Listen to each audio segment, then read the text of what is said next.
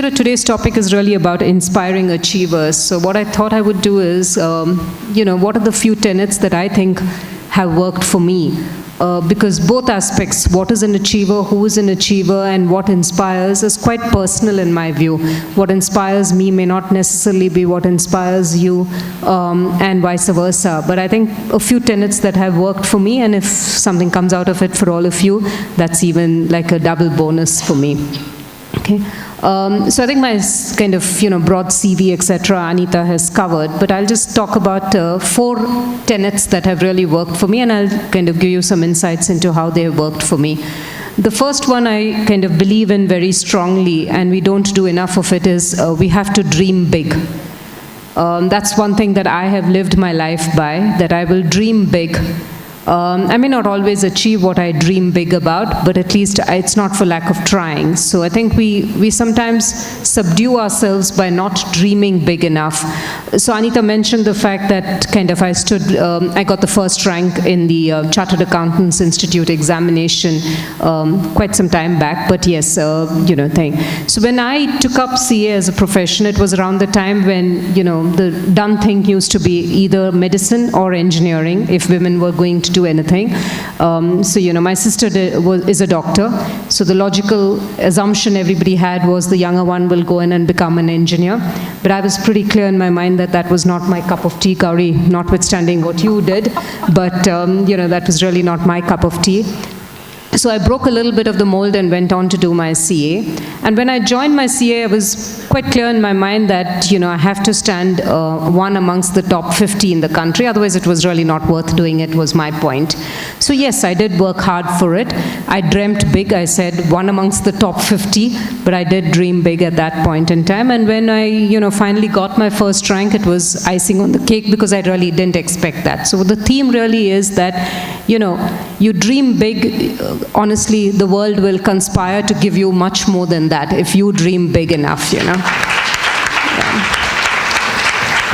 And I think, just another point on this dream big, which is not related to me, but something that inspired me very recently. Just last Friday, I was in Mumbai attending, Economic Times was hosting a women's forum, a fairly biggish event on women, etc. And there were a lot of very good speakers, a very well-organized event. But there was one lady who stood out, and I'd encourage all of you to Google her if you don't know about her as yet.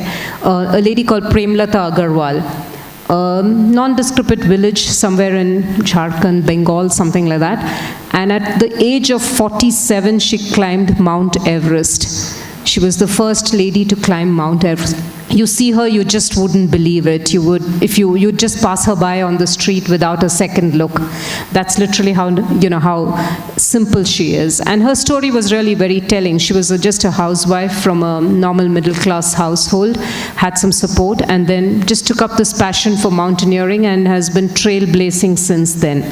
So it's just a thing that you can dream big at various points in life, at various points and at various opportunities. So I think that's the first thing that I have stood by, which is dream big. The second tenet that I have stood by, actually, which has worked for me personally, is be open to opportunities. I think my previous panelists have referred to it, the speakers have referred to it. You have to be open, and the opportunities will come. They will come in various ways. They will come in various means. What came to me were immense opportunities. So the first 25 years with Standard Chartered, I had huge opportunities to do various things. But I distinctly remember around 2004 when Standard Chartered offered me this role in Brunei. I'd been in India for about 14, 15 years with the bank. I knew the Indian business very well. I knew the Indian market. Honestly, when they told me Brunei, I didn't even know where it was on the map. I had to literally scramble around looking for some help to find out where exactly is this country, what happens over there. I knew Standard Chartered had a big business there, but I had no clue what it was.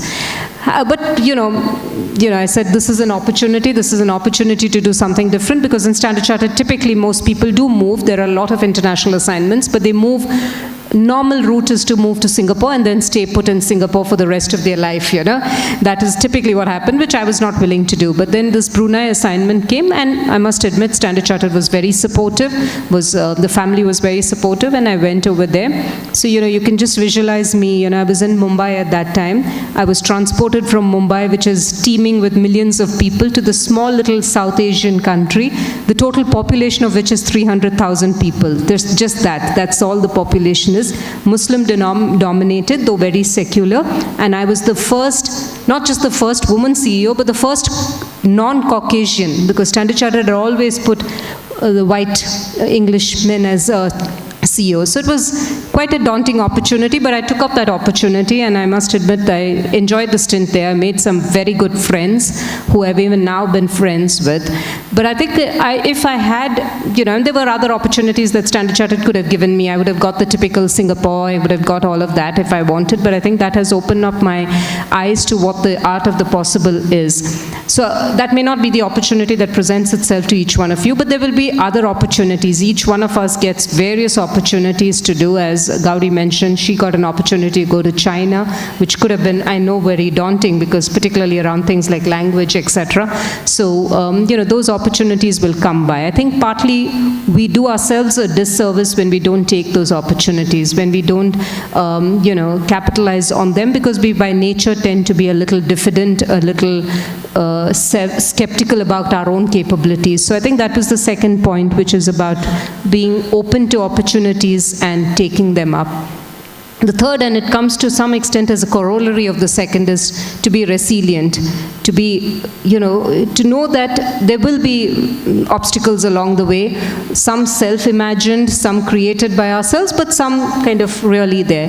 An example that I can give you is very recently, which was just after I joined Federal Bank, after 25 years with Standard Chartered, I joined Federal Bank, and within a year, we had to do a fairly large-scale technology upgrade. We had to upgrade our core banking solution, and technology was part of what I was responsible for. We kind of worked through it, and we did it. We migrated the technology with its own hiccups. When you do 1,200 branches, 11,000 people, and it was a massive change, we did it with the help of the team, with the help of the vendors, service providers.